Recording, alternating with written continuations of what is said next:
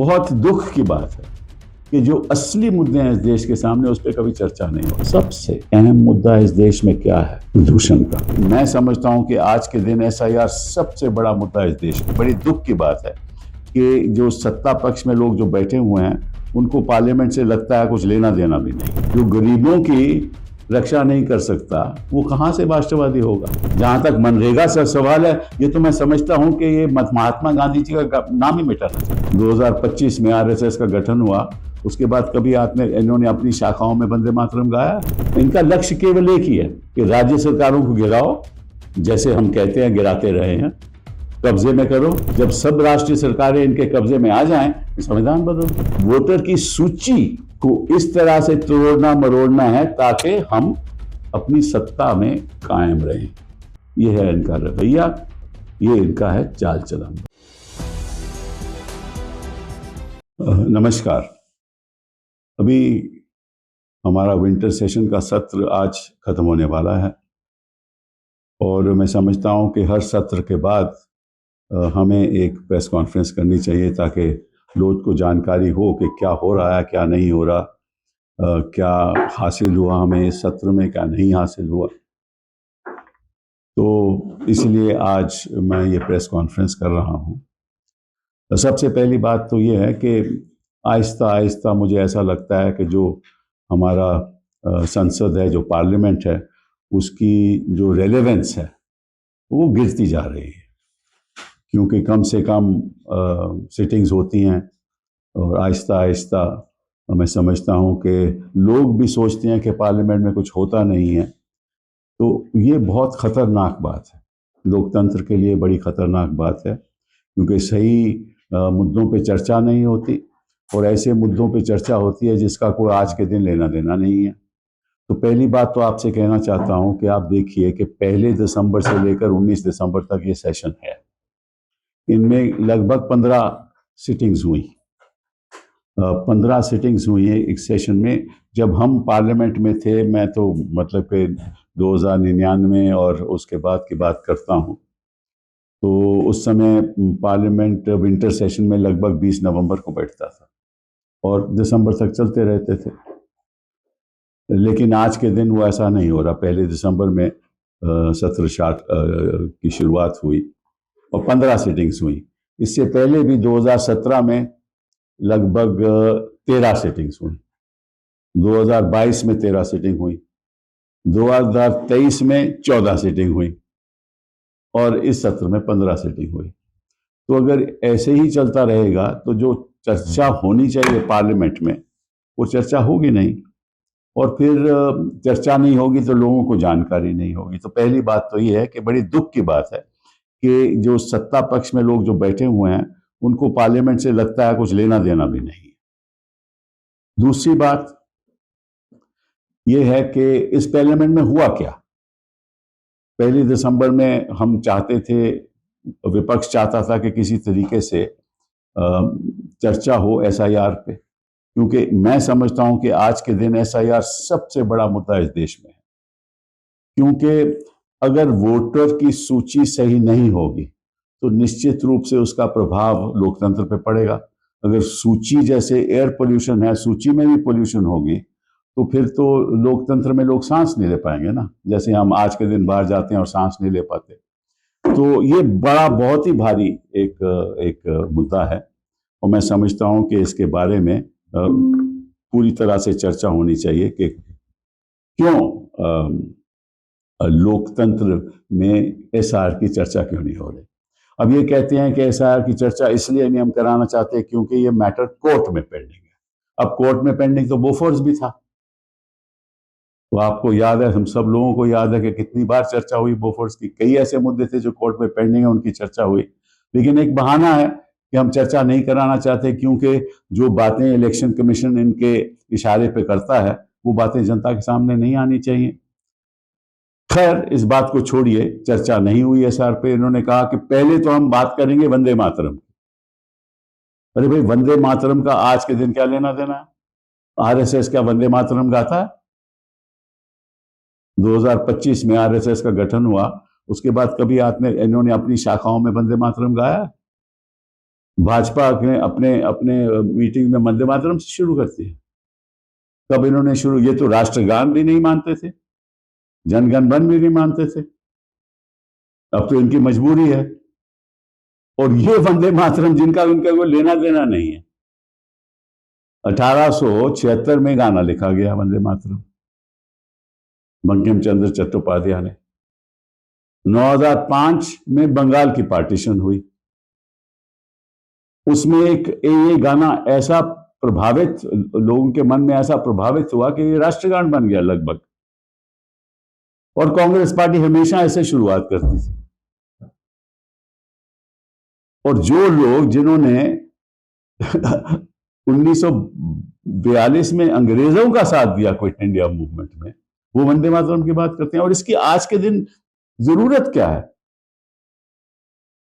ये दिखाने के लिए कि हम बड़े राष्ट्रवादी हैं। अरे भाई, राष्ट्रवादी जो जितने हैं उतने हैं, वो तो जनता को मालूम है, दिखता है कि कितने राष्ट्रवादी हैं।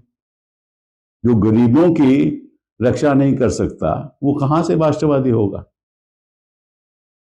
तो ये एक बहुत दुख की बात है कि जो असली मुद्दे हैं इस देश के सामने, उस पर कभी चर्चा नहीं होती। चलिए, इन्होंने कहा कि ठीक है, हम वंदे मातरम से शुरुआत करेंगे, वो पहली चर्चा उस पर होगी। उसके बाद हम इलेक्टोरल रिफॉर्म पे चर्चा करेंगे, हम एसआईआर पे नहीं करेंगे। उसमें जो आपने बोलना है बोल दीजिए।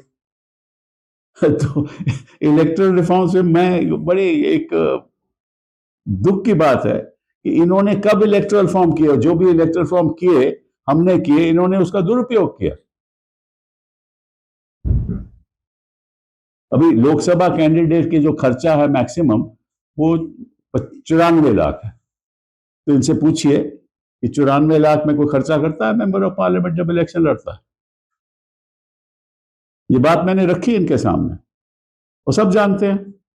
और असेंबली के इलेक्शन का मैक्सिमम खर्चा 40 लाख है। कोई खर्चा करता है? मतलब पानी के जैसे कैश बहता है वहां।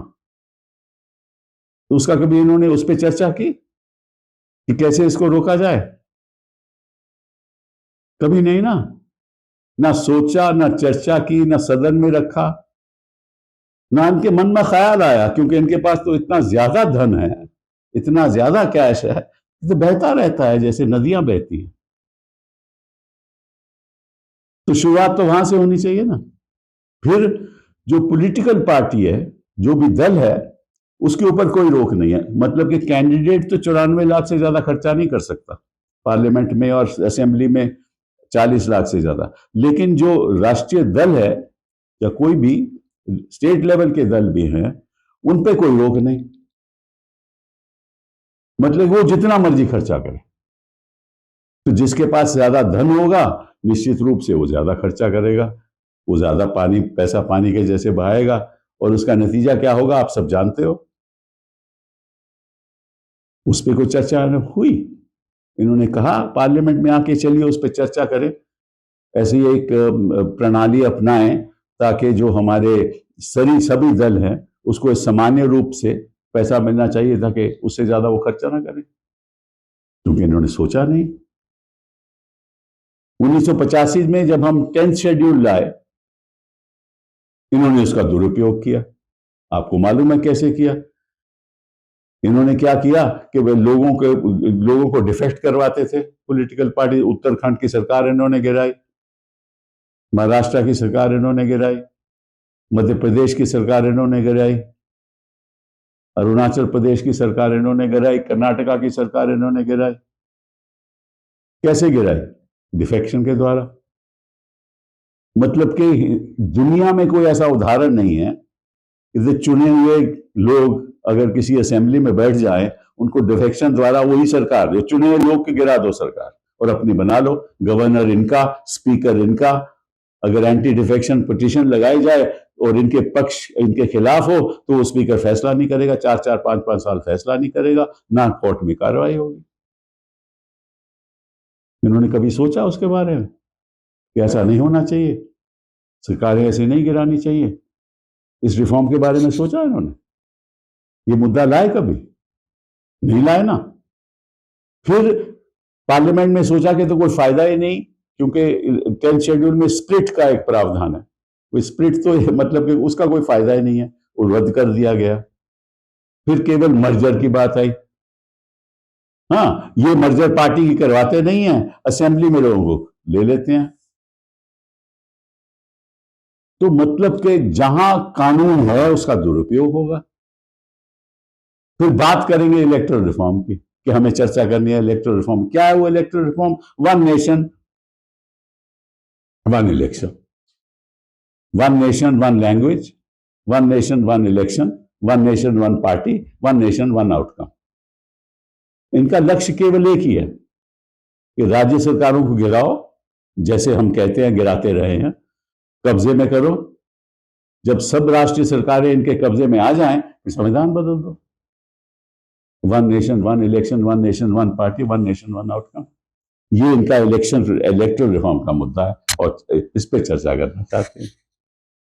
तो क्या हो रहा है पार्लियामेंट में, और इस सत्र में क्या हुआ, ये क्या क्या लाए? ये भी एक बड़ी अजीबोगरीब बात है कि इन्होंने क्या अहमियत किस चीजों की दी। पहले तो उन्होंने कहा कि हम ये जो न्यूक्लियर एनर्जी के ऊपर, और 3 चीजें हुई इस सत्र में न्यूक्लियर एनर्जी के ऊपर, इंश्योरेंस, एफडीआई 100%, और मनरेगा को इन्होंने खत्म किया, नाम बदल दिया और इसको खत्म भी किया लगभग। ठीक है, चलो तीनों पे 2-2 मिनट पे बात करेंगे। पहली बात तो इंश्योरेंस की बात करते हैं। इन्होंने कहा कि एफडीआई अब 100% बाहर से पैसा आप ला सकते हो, कोई इसमें पाबंदी नहीं। अब मैं याद इनको कराना चाहता हूं कि जब ये विपक्ष में थे तो हम एफडीआई का बिल, हमने इंश्योरेंस का बिल लाए थे हम, और हमने कहा कि भाई 49%, 49% फॉरेन डायरेक्ट इन्वेस्टमेंट हो सकती है इंश्योरेंस सेक्टर में। इन्होंने इसका विरोध किया। उस समय मुझे याद है कि अपने इन्हीं के जो मंत्री थे उन्होंने कहा कि नहीं, हम 49% को नहीं मानते, आप 26% रखिए। 26% रखना पड़ा हमें। फिर जब ये सत्ता में आए 2014 में, इन्होंने ऑर्डिनेंस जारी कर दिया, वो 26 का इन्होंने खुद ही 49% कर दिया जब ये सत्ता में आए। उस समय विरोध करते थे, और फिर उन्होंने 74% कर दिया खुद ही, और आज 100% कर दिया। तो जिस पे आप विरोध कर रहे थे, जब हम चाहते थे कि भाई आप इसकी 49% करो, वो भी नहीं माने। जैसे ही सत्ता में आए उन्होंने 49% कर दिया। ये तो इनका रवैया है। ये राष्ट्र के बारे में नहीं सोचते, ये राजनीति के बारे में हर मिनट सोचते हैं, क्योंकि इनको राजनीति ज्यादा पसंद है। राष्ट्र का जो जो जो जो तरक्की हो, इसके बारे में उनको कोई लेना देना नहीं। पहली बात तो ये। चलिए, ये तो इंश्योरेंस की बात होगी। जहां तक मनरेगा से सवाल है, ये तो मैं समझता हूं कि ये महात्मा गांधी जी का नाम ही मिटाना चाहते हैं। बात तो करते हैं महात्मा गांधी जी, खादी पे तस्वीरें भी दिखाते हैं, आपको याद हो ना, चरखा, लेकिन चक्रव्यूह चलाते हैं। और ऐसा चक्रव्यूह चलाते हैं, मतलब मैं पूछना चाहता हूं, महात्मा गांधी मनरेगा ऐसी एक स्कीम थी जो गरीब लोगों के लिए थी। आपको याद होगा कि कोविड के वक्त इतनी काम आई है इसके, ना स्कीम होती तो बड़ी प्रॉब्लम हो जाती। तो इसी से तो जो पॉवर्टी है, जो गरीबी है, उसको गरीब लोगों को कुछ राहत मिली। और इसमें जो स्कीम है, इसमें 57% स्कीम में जो लेबर है वो महिलाओं की है। 57% महिला काम करके पैसा कुछ कमाती थी, ताकि थोड़ा सा अपनी अर्निंग, उनके घर में जो उनका पैसा जरा मिल जाए उनको। 57%। और तमिलनाडु जैसे जगह पे तो 80% थी। और मुझे आज भी याद है, इसका भी ये राजनीतिक दुरुपयोग करते हैं। इन्होंने कोई खामी ढूंढ ली पश्चिम बंगाल में, उनकी स्कीम बंद कर दी। पश्चिम बंगाल को कोर्ट में जाना पड़ा कि भैया स्कीम तो लागू करो। कोर्ट ने इनके हक में, पश्चिम बंगाल के हक में फैसला दिया। अभी तक लागू हुई है नहीं, मुझे नहीं जानता। लेकिन ये तो है कि एक तरफ तो ये महात्मा गांधी की स्कीम को खत्म करना चाहते हैं। ये भी अब सीजनल हो गया, डिस्क्रेशनरी हो गया, ये राइट्स बेस्ड स्कीम नहीं रही अब। और सबसे जो दुख की बात यह है कि इस स्कीम के अंतर्गत केंद्र सरकार की जो कंट्रीब्यूशन है वो 90% थी, मटेरियल के ऊपर और लेबर के ऊपर 90%। और जो राज्य सरकार थी उसकी कंट्रीब्यूशन 10% थी।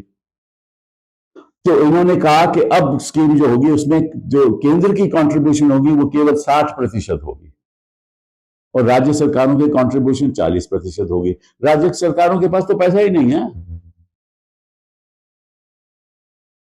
तो स्कीम कहां से लागू करोगे? तो सीजनल 40% कंट्रीब्यूशन राज्य सरकारों की, और कहा है कि 100 दिन की हम 125 दिन की हम गारंटी करते हैं। कहां से गारंटी करेंगे? और पंचायत तय करेगी। मतलब कि जो एक मतलब इस देश में गरीब के लिए तो कोई कुशन है नहीं ना। बाकी देशों में जब गरीब को मतलब कि बेरोजगार हो जाए कोई तो उनको डोल मिलता है, सरकार ही पैसा देती है। यहां वो कुशन तो है नहीं। ये एक ऐसी स्कीम थी जहां थोड़ा बहुत कुशन था, वो भी इन्होंने खत्म कर दिया। और आपको मालूम है कि प्रधानमंत्री जी ने, मैंने खुद सुना, मजाक उड़ाया था इस स्कीम का, सदन में आके मजाक उड़ाया था, फिर उसको अपनाया। तो जी राम जी की क्या बात करते हैं, हर बात पे राम। अरे राम के आदर्शों पे चलो, नाम के वास्ते नाम नहीं लो। जो सरकारें गिराता है, जो प्रदूषण के बारे चर्चा नहीं करता है, उसको राम से क्या ताल्लुक? ये तो दूसरी बात हो गई। और तीसरी बात वो है अपनी न्यूक्लियर एनर्जी। उसकी भी कहानी सुन लीजिए आप। जब न्यूक्लियर एनर्जी बिल हम लाए और डॉक्टर मनमोहन सिंह की सरकार के बड़ी मुश्किल के साथ, प्रेसिडेंट जॉर्ज बुश की सहायता के साथ ये हुआ, उसमें इन्होंने विरोध किया, घूर विरोध किया। उन्होंने कहा कि जो लायबिलिटी, अगर कोई कोई सप्लायर, क्योंकि ये सप्लाई तो बाहर से ही आएगी ना, अमेरिका से या यूरोप, कोई सप्लायर का इक्विपमेंट उसमें कोई खामी निकल जाए और उससे हादसा हो जाए, तो हमने कहा था कि लायबिलिटी होनी चाहिए। इन्होंने कहा कि जो 10 किलोवाट से ज्यादा जो ऊर्जा पैदा करता है, मेगावाट से ज्यादा ऊर्जा पैदा करता है, तो उसकी जो कैपिंग है, मतलब कि जो जो खामी, अगर उसमें कोई इक्विपमेंट में खामी निकल जाए, सप्लायर की इक्विपमेंट है, तो 1500 करोड़ की कैपिंग होगी। ये था, ये इस बात पे मान गए। इन्होंने विरोध किया था कि भाई इसको बढ़ाओ कैपिंग। आज के दिन इन्होंने क्या किया? आज के दिन इन्होंने किया है कि जो 10 मेगावाट से ज्यादा जो प्लांट है उसकी कैपिंग 100 करोड़ होगी, तो 1500 से 100 करोड़ घटा दी। और जो 3600 मेगावाट के प्लांट है उसकी कैपिंग 3000 या कुछ ऐसे करोड़ हो, ये उन्होंने कर दिया। और सप्लायर की लायबिलिटी कैप कर दी। और आपको मालूम है कि भाई ये फुकुशिमा में और चेरनोबिल में कितने बिलियंस ऑफ डॉलर्स का नुकसान हुआ। तो ये क्यों कर रहे हैं? मैं बताता हूं किस लिए कर रहे हैं। ये इसलिए कर रहे हैं कि इनको अमेरिका से प्रेशर है कि आप अपनी न्यूक्लियर एनर्जी खोलिए और प्राइवेट सेक्टर को इसमें हिस्सादारी दीजिए। ये कभी हुआ, बहुत कम देशों में प्राइवेट सेक्टर, अमेरिका के अलावा बहुत कम देशों में प्राइवेट सेक्टर की मंजूरी है। और जो फुकुशिमा में जो नुकसान हुआ था 182 बिलियन डॉलर का हुआ था, और चेरनोबिल में 700 बिलियन डॉलर का नुकसान हुआ था। तो इन्होंने कैप कर दिया 3000 crore for plants greater than 3600 megawatts. तो उसमें भी ये मतलब कि कहते हैं तो विकसित भारत का सपना दिखाते हैं, लेकिन आज की इनकी स्थिति क्या है वो आप देख ही रहे हो। मैं इनसे पूछना चाहता हूं, सबसे सबसे अहम मुद्दा इस देश में क्या है? प्रदूषण का। अभी आज ही मैंने सुबह पढ़ा अखबार में कि जो दवाई है राहत देने की, वो भी खत्म हो रही है अस्पतालों में। बच्चे पैदा हो रहे हैं, ये सांस ले रहे हैं इस प्रदूषण में। उस पर कोई चर्चा नहीं।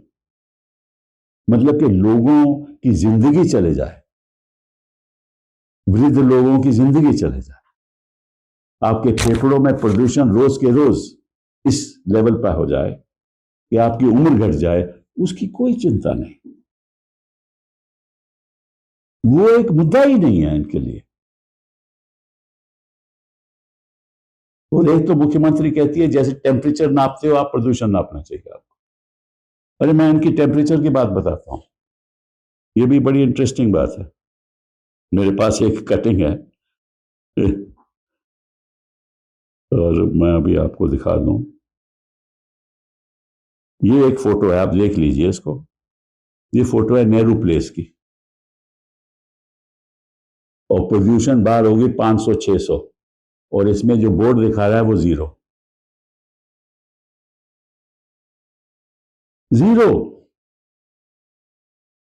अब देखिए इसको, मतलब कि parameters PM 2.50, PM 10 0, SOx 0, NOx 0, ये है ही 0। इनकी सरकार ही 0 है, क्योंकि इनको कोई आम आदमी से लेना देना नहीं, कोई लेना देना नहीं। गरीब हो तो जो थोड़ा बहुत रोजगार है उसको भी ले लो, बाहर से निवेश आता हो न्यूक्लियर डिस्प्लिंग के, उनकी कैपिंग कर दो, नुकसान कितना भी हो जाए। जिन जिन बातों पे आप विरोध करते थे उनको अपनाओ। तो अब इससे ज्यादा तो हम कह नहीं सकते कि अगर पार्लियामेंट में ऐसा ही होगा तो आम आदमी क्या कहेगा? कि पार्लियामेंट तो हमारे बारे में बात ही नहीं करती, बेरोजगारी पे बात नहीं होती, प्रदूषण पे बात नहीं होती, स्किल डेवलपमेंट पे बात नहीं होती, संस्थाएं कैसे चलानी है बात नहीं होती, किस तरह से वोटर की सूची को इस तरह से तोड़ना मरोड़ना है ताकि हम अपनी सत्ता में कायम रहें। यह है इनका रवैया, ये इनका है चाल चलन। बहुत बहुत धन्यवाद।